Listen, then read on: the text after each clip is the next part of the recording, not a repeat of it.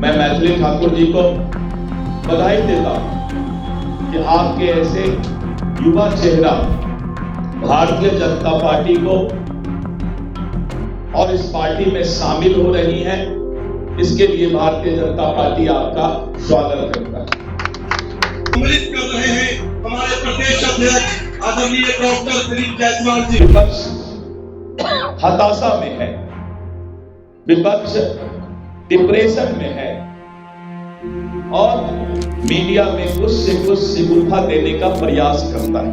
इस चट्टानी एकता के साथ विधानसभा चुनाव का आगाज कर चुकी है कि अब मतदाता ने मन बना लिया है। नमस्कार। बिहार की चुनावी सरगर्मी के बीच आज राजनीति के कैनवस पर एक ऐसा रंग भरा गया है जिसने सभी का ध्यान खींचा है। मिथिला की सांस्कृतिक पहचान और लोक गायन की सशक्त आवाज मैथिली ठाकुर आज औपचारिक रूप से भारतीय जनता पार्टी यानी बीजेपी में शामिल हो गई हैं। ये महज किसी कलाकार का राजनीति में आना नहीं है, बल्कि यह बिहार की राजनीति में जातीय समीकरणों से ऊपर उठकर एक सांस्कृतिक और युवा अपील को साधने का एक बड़ा दांव है। मैथिली ठाकुर की लोकप्रियता का अंदाजा इस बात से लगाया जा सकता है कि उनके वीडियो करोड़ों लोग देखते हैं। उनकी ख्याति, उनकी सुमधुर गायकी, पारंपरिक परिधान और अपनी संस्कृति के प्रति उनके गहरे सम्मान में निहित है। उन्होंने एक ऐसी विश्वसनीयता बनाई है जो उन्हें अन्य सेलिब्रिटी राजनेताओं से अलग करती है। आज पटना में प्रदेश अध्यक्ष दिलीप जायसवाल की उपस्थिति में उन्होंने पार्टी की सदस्यता ग्रहण की और इसके साथ ही उनका नया सफर शुरू हो गया। मैथिली ठाकुर ने अपने प्रवेश के बाद साफ कहा कि उनका उद्देश्य सत्ता या चुनाव लड़ना नहीं, बल्कि समाज सेवा करना है। उन्होंने प्रधानमंत्री नरेंद्र मोदी के विकास के एजेंडे से प्रभावित होने की बात कही और स्पष्ट किया कि वह पार्टी के निर्देशों का पालन करेंगी। यह बयान भले ही विनम्रता दर्शाता हो, लेकिन अंदरूनी सूत्रों की माने तो भाजपा उन्हें मिथिलांचल की किसी महत्वपूर्ण सीट से चुनावी मैदान में उतारने की पूरी तैयारी कर चुकी है। सबसे ज्यादा चर्चा अलीनगर और वारिसनगर विधानसभा सीटों को लेकर है। अलीनगर से मौजूदा भाजपा विधायक का उनकी एंट्री से पहले ही इस्तीफा दे देना इस बात की पुष्टि करता है कि मैथिली के लिए जमीन पहले ही तैयार की जा चुकी थी। सवाल यह है कि भाजपा ने इस महत्वपूर्ण चुनाव से पहले मैथिली ठाकुर को क्यों चुना।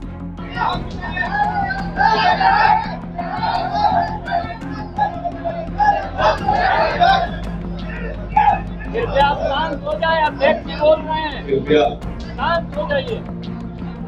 आज भारतीय जनता पार्टी और इस मीडिया सेंटर में हमें बहुत खुशी हो रही है कि हमारे बीच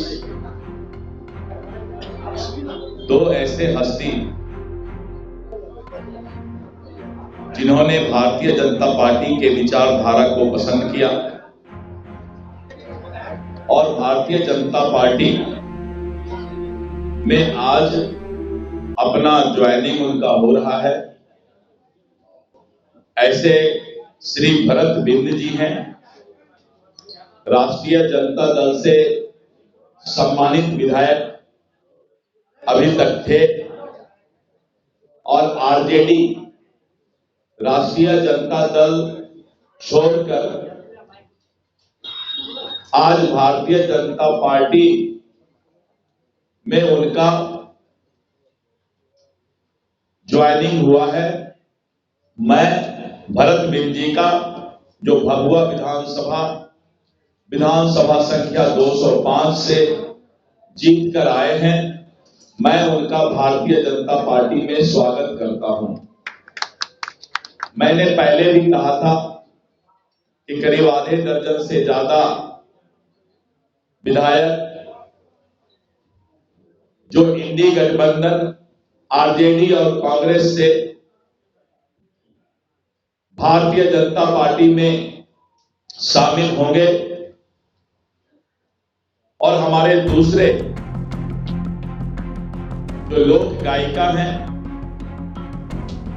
सुश्री मैथिली ठाकुर जी, पूरा दुनिया और देश मिथिला के इस बेटी को सलाम करती है, क्योंकि ये एक ऐसी लोक गायिका है जो बहुत ही कम उम्र में अपने प्रतिभा का परिचय पूरे देश को और दुनिया को देने का काम किया है। मैं मैथिली ठाकुर जी को बधाई देता हूं कि आपके ऐसे युवा चेहरा भारतीय जनता पार्टी को और इस पार्टी में शामिल हो रही हैं। इसके लिए भारतीय जनता पार्टी आपका स्वागत करता है। पूरा बिहार आज इस बात को मान रहा है कि यहां के मतदाता तैयार हैं।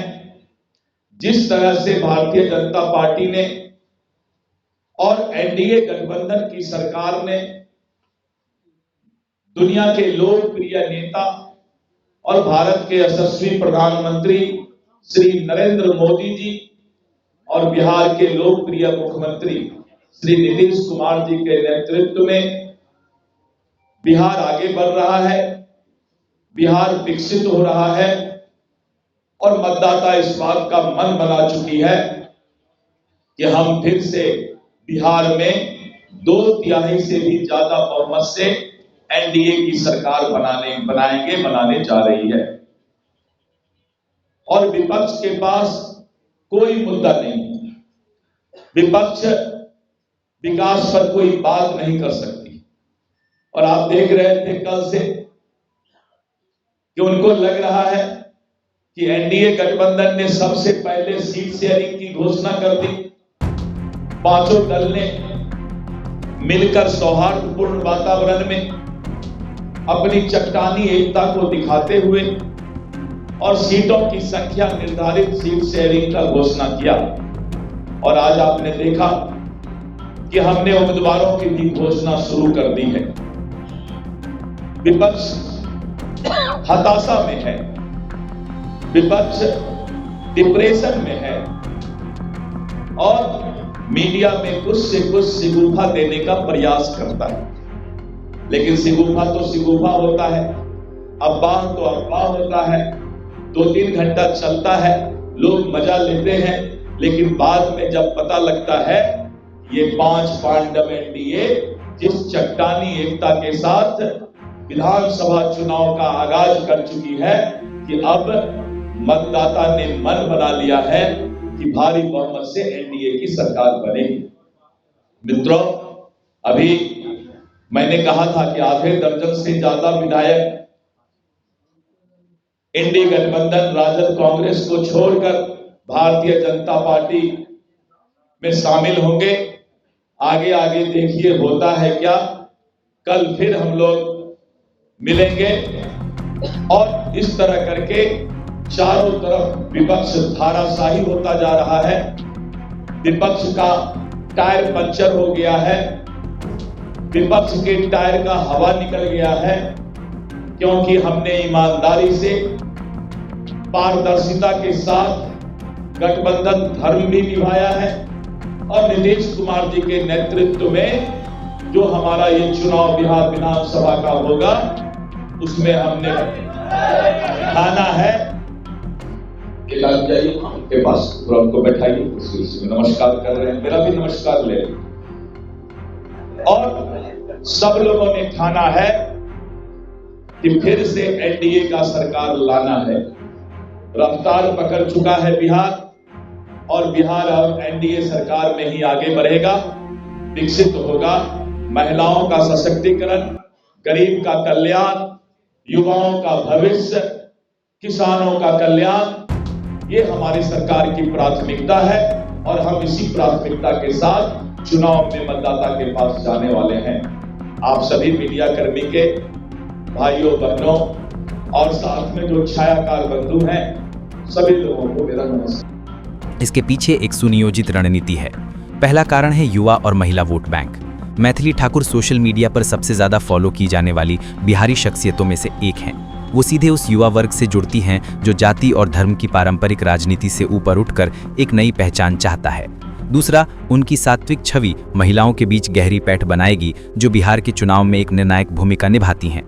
तीसरा और सबसे अहम कारण है मिथिलांचल की अस्मिता। मैथिली ठाकुर अपनी गायकी के जरिए मैथिली ब्राह्मण पहचान को एक सांस्कृतिक प्रतीक के रूप में पेश करती हैं। उन्हें टिकट देकर भाजपा न केवल सवर्ण यानी ब्राह्मण वोटरों को मजबूती से अपने पाले में खींचेगी, बल्कि पूरे मिथिला क्षेत्र में एक भावनात्मक और सांस्कृतिक लहर पैदा करने की कोशिश करेगी।